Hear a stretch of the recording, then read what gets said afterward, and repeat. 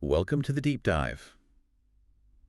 Today we're going to try to go deep on something we all do constantly, right? I mean, every single day. Mm, Thinking. yeah, But not just thinking like in this super general sense, like, oh, I'm thinking about what I'm going to eat. right. But we're going to think about how our brains work in very specific ways Uh-huh. that affect how we see the world. And yeah, this is the deep dive. So obviously we're going to look at how we interact with products and services. Of course. Yeah, that's the fun part. Yeah, so much fun stuff to think about here. So to guide us, we're going to be looking at design for how people think. Okay. And it's by John Whalen. He's got a PhD, Oh, wow. so he knows what he's talking about. And he's got this framework, he calls it the 6 minds. Okay.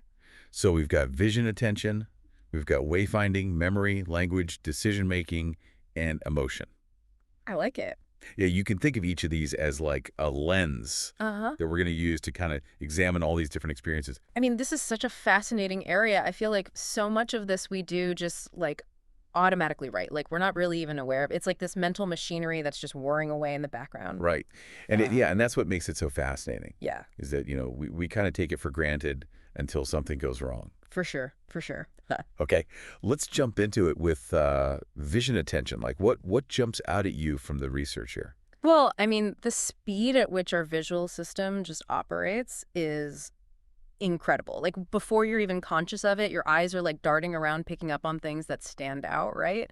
So, contrast bright colors movement. It's why like that red sale sign you see is so effective. And that makes me think about how unreliable eyewitness testimony can be Mm-hmm. if our brains are filling in gaps and making assumptions before we're even aware. I Yeah, mean, it seems like a recipe for misremembering things. absolutely. And, Dr. Whalen uses this great example where people were shown a picture of an alley with Okay. a trash can and a fence. Yeah. And later on, they were asked to remember what they saw. And oftentimes they misremembered the scene, like they were extending the fence line Wow. or like completing the shape of a can lid.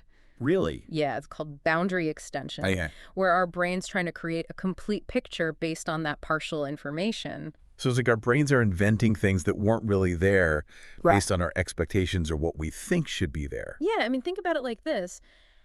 Even something as simple as recalling an image is influenced by what our brains like expect to see, Wow. not just what was actually there. That's kind of mind-blowing. Yeah, it really is. And it has huge implications for design. Like, consider how we browse web pages. Studies show our eyes often follow an F-shaped pattern, Huh. scanning the first few words of each line. Really? Yeah. So designers who are aware of this can strategically place crucial information where it's most likely to be seen. Yeah, that makes total sense. Okay, so now let's shift gears to wayfinding. I feel like everyone can relate to feeling lost in a parking garage or struggling with a confusing website. What's the book, what insights does the book have on this? Well, it turns out we bring expectations from physical spaces into the digital world. Think about it like this. How is a traditional checkout process laid out in a physical store, right? Hmm. We kind of expect a similar flow online, right? Yeah. When a website or an app breaks those expectations, it creates friction. Yeah, that totally makes sense. And that makes me think about early touchscreens.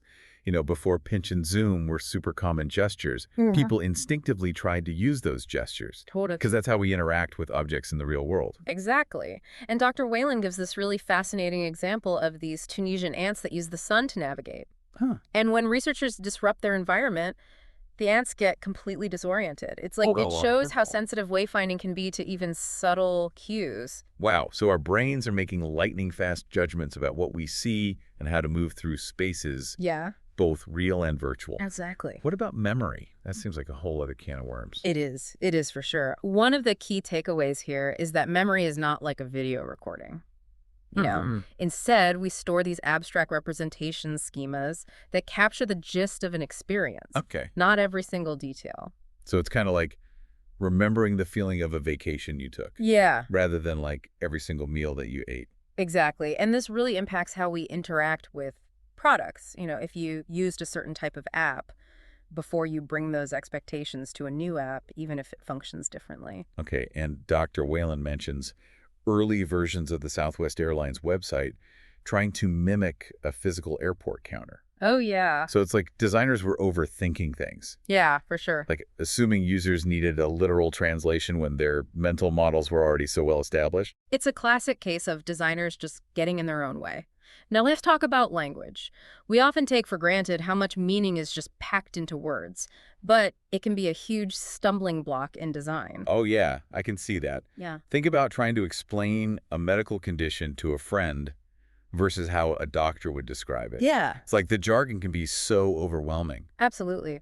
The book uses this example of describing a stroke. Okay. So a doctor might say cerebrovascular accident, which is technically correct, Yeah, but it's meaningless to most people. for sure. So designers need to be mindful of using language that matches the user's level of understanding to build trust and clarity. And that's something like TurboTax does such a great job of Oh, they're great. taking these super complex tax terms and then making them digestible for like the average person. Yeah. It's no wonder they're so successful. I mean, they've cracked the code of speaking to users in a way that feels empowering, not Yeah. intimidating. Totally, yeah. Now, I'm curious, have you ever encountered a product or service where the language completely lost you? Oh, all the time, especially those instruction manuals Oh my God, that are just written in like a different language altogether. it's the worst. But, I'm starting to see how much those experiences are shaped by these 6 minds we're discussing. Yeah, and that's why it's so fascinating. Okay, so what's next on our little cognitive adventure? Okay, let's delve into the sometimes messy world of decision-making. It's not always as rational as we think. Oh, I know that feeling all too well. That feeling of being paralyzed by like too many options on a menu or, spending hours comparing products online. Oh, yeah. It's exhausting. That's your decision-making system just hitting overload. Oh, for sure.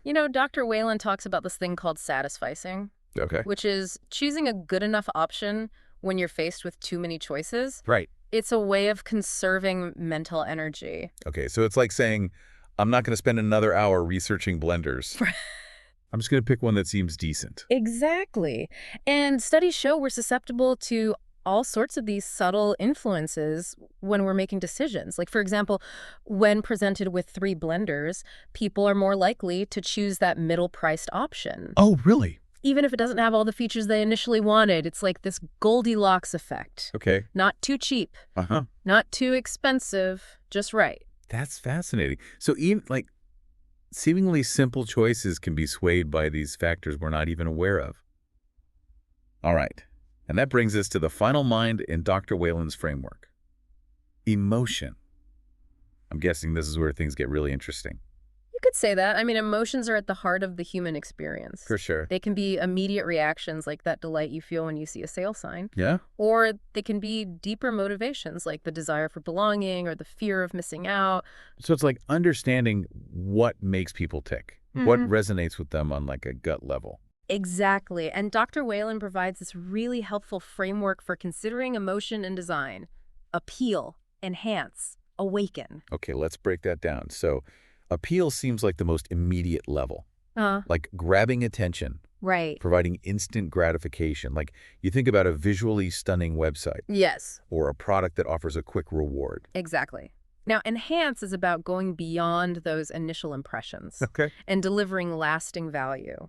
So think about products that seamlessly integrate into your life, simplify complex tasks, or help you achieve your goals. So it's those moments of satisfaction when you realize a product has truly made your life better in some way. Yeah, and finally, awaken.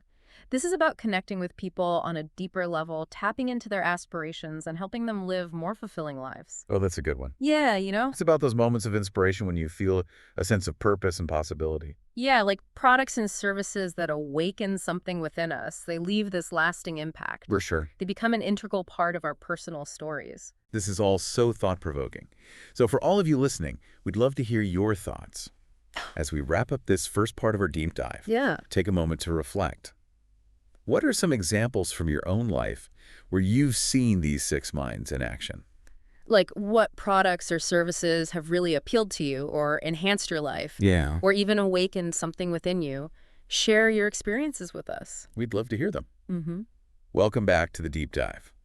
We've been talking all about how people think, and we're using that Six Minds framework Yeah. from John Whalen's book, Designed for How People Think. Right, and we've seen how all of these different cognitive processes like vision, attention, wayfinding, memory, language, decision-making, and emotion Yeah, it's all all play tailored. a role in how we experience the world. For sure, for sure. Yeah. It's been really fascinating so far. Yeah. I'm really eager to dive deeper into okay, so how can we actually use this knowledge Yeah. to design better, more human-centered products and services? Well, Dr. Whalen talks about the importance of becoming a cognitive anthropologist. It sounds pretty intense. What does it actually mean to approach design like an anthropologist? It's about observing people in their natural habitats, like an anthropologist studying a new culture, right? Yep. We want to understand how people really use products and services, not just how we think they use them. So it's about going beyond surveys and focus groups and actually watching people interact with things in their everyday lives. Exactly. Dr. Whalen calls these contextual interviews. Okay. And they can reveal a wealth of insights that we might miss otherwise. Okay, I'm intrigued. Let's say we're conducting one of these contextual interviews.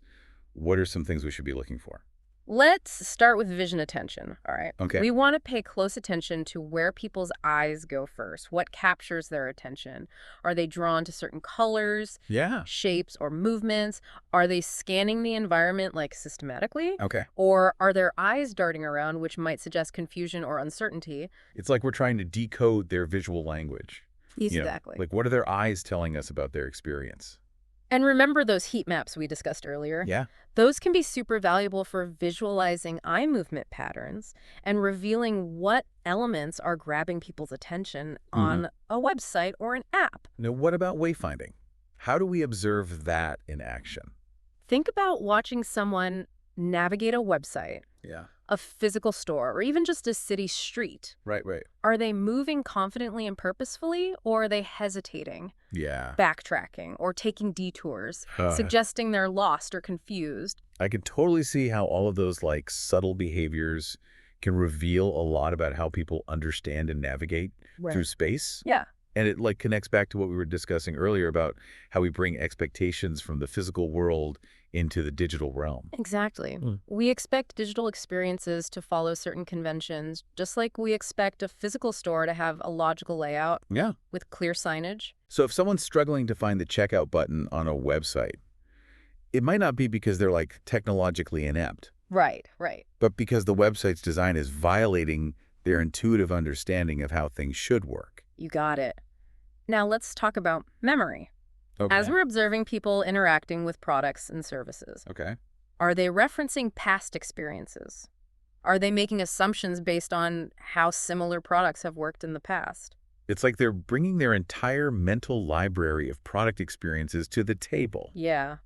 And we need to understand what's in that library and how it's shaping their expectations. And sometimes those expectations can be helpful, leading to a smoother, more intuitive experience.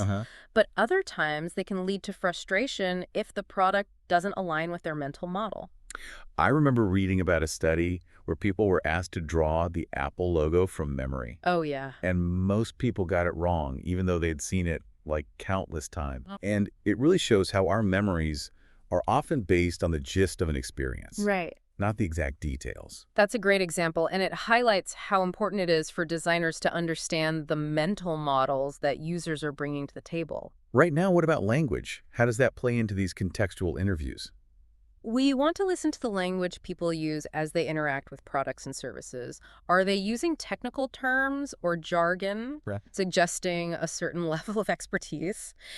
Or are they using more casual language, indicating they're new to this experience? Are they using terms that align with the product's terminology, or are they using their own words, which might suggest a disconnect? And I imagine the emotional tone of their language is important as well. Of course, yeah. Are they expressing excitement, frustration, confusion, Right. or even boredom? Absolutely. All of these linguistic cues can provide valuable insights into their mental state and their overall experience. Okay, so we've covered vision attention, wayfinding, memory, and language. What about decision-making? Yeah. How do we observe that in a contextual interview? Think about watching someone browse products online or choose a meal from a menu Okay. or decide which route to take on a map. We want to understand what factors are influencing their decisions. Are they carefully weighing options, or are they relying on gut feelings and heuristics? Okay. Those mental shortcuts we use to simplify decision making.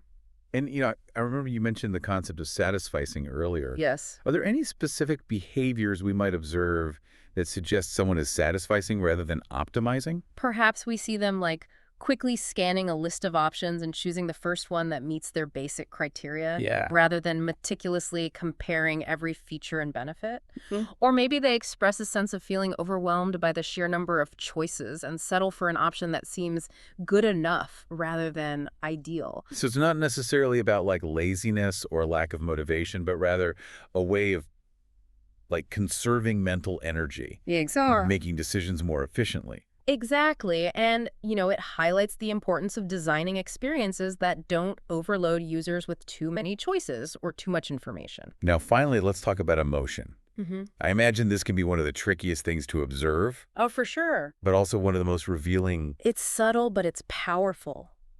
We want to be attuned to the ways in which emotions are influencing people's behavior and Yeah. shaping their overall experience.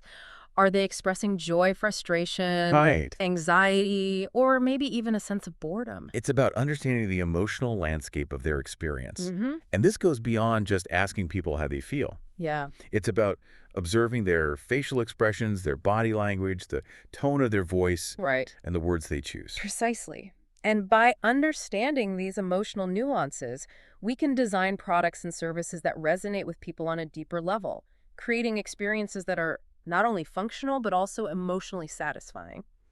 Okay, so let's say we've completed our contextual interviews. We're sitting down to analyze all of our findings. Yeah. We have like pages of notes, scribbles, diagrams, maybe even some video recordings. Okay. What do we do with all of this data? Well, Dr. Whalen suggests this simple but effective technique.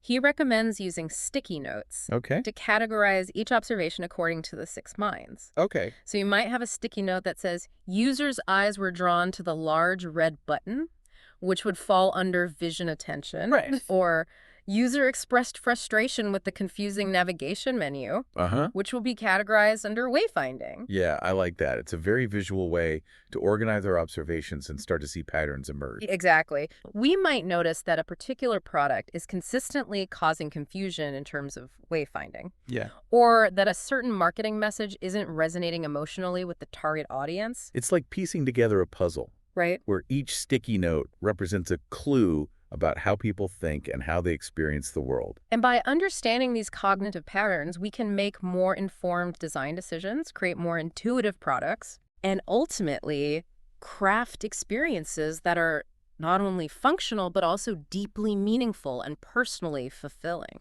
This has been so insightful. I Yeah. feel like I'm seeing the world around me with like fresh eyes, Yeah, no. noticing all these subtle cues and behaviors that I never even like paid attention to before. Yeah. It's amazing how much we can learn about how people think just by observing them in action. You got it. And the beauty of this approach is that it's applicable to so many different fields, Totally. not just design. Uh, We can use these insights to improve communication, yeah. build stronger relationships, and even make better decisions in our own lives. So are you ready to put on your cognitive anthropologist hat Let's do and it. start observing the world around you with a newfound awareness? Yeah. What fascinating insights will you uncover about how people think?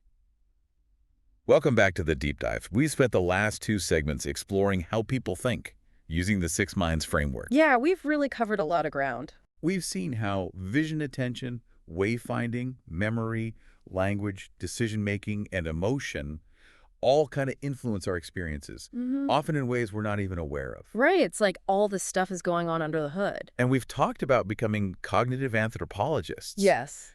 Observing people in their natural habitats to really understand how they interact with these products and services. It's like being a detective, but for the mind. Totally. Now the question is, how do we put all this knowledge into practice? How do we use it to actually design experiences that resonate with people? That's the big question, isn't it? Yeah, it is. I mean, Dr. Whalen talks about appealing to your audience, enhancing their experience, and awakening their passions. Yeah, it's a great framework. I love that framework. Yeah. But how do we actually achieve those things? Well, let's break it down, starting with appeal. Yeah. So this is all about capturing attention, delivering immediate gratification, So? Think about a website with stunning visuals that load super quickly, Okay, yeah, I get it. or a game that offers like instant reward. Yeah, it's about those first moments of engagement that make you want to keep exploring. Exactly. Now, enhance is about going beyond those initial impressions, delivering lasting value. So, products that, seamlessly integrate into your life, simplify complex tasks, or help you achieve your goals. So it's like those moments of satisfaction where you realize a product has truly made your life better in some way. Exactly. And finally, awaken. This is about connecting with people on a deeper level, tapping into their aspirations and helping them live more fulfilling lives. It's about those moments of inspiration when you feel a sense of purpose or possibility. Right, and products and services that awaken something within us, they leave a lasting impact. They become an integral part of our personal stories.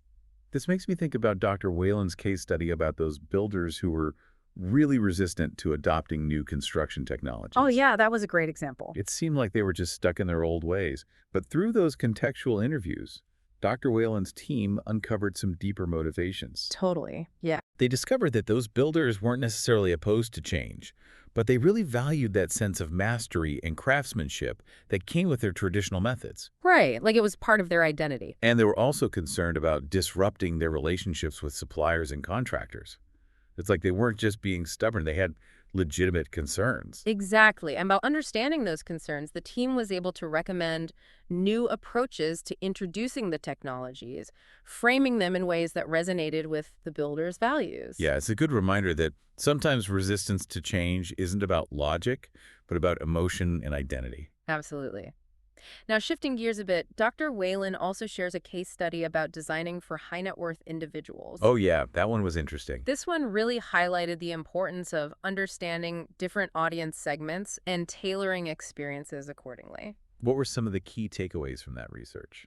Well, one major insight was that these individuals were incredibly busy, like constantly overwhelmed with information. Their attention was a very precious commodity. So any product or service targeting this audience needed to be incredibly efficient and relevant to their very specific needs. Exactly, no time for clunky interfaces or irrelevant messages. Right. They also discovered that the concept of luxury meant different things to different people within this group. So even within a seemingly homogeneous group, there can be a wide range of motivations and desires. Precisely. Like younger professionals might value experiences, self-discovery, while families with young children might prioritize convenience or quality time together. Yeah, it's a reminder that we can't make assumptions about what people want based on just like superficial demographics. Right, you got to dig deeper. Now, throughout the book, Dr. Whalen emphasizes this design process called the double diamond. Can you explain what that is? Sure, the double diamond is basically a visual representation of the design process divided into 4 phases: discover, define, develop, and deliver. The first diamond focuses on understanding the problem, Right. while the second diamond focuses on creating the solution. So it's like a roadmap for creating user-centered products and services. Exactly. And you know that 6 Minds framework we've been talking about. It plays a crucial role in that first diamond, Okay. helping us to gather insights about the user's cognitive processes and define the problem we're trying to solve. And once we have a deep understanding of the problem, we can move on to that second diamond, where we brainstorm solutions, create prototypes, and test our ideas with users. It's an iterative process of refinement, constantly seeking feedback, making adjustments. This has been such an eye-opening conversation. I feel like I have a whole new toolkit for understanding how people think and how to design experiences that really resonate with them. I'm glad to hear that. And remember, this is just the beginning. There's always more to learn, more to explore, and more to discover about how people think. So for all of you listening, we encourage you to keep exploring, keep observing, keep questioning. Look for those moments of appeal, enhance, and awaken in the world around you. And as you do, think about how you can apply these insights to your own work, your own projects, and even your own life. Thanks for joining us on The Deep Dive.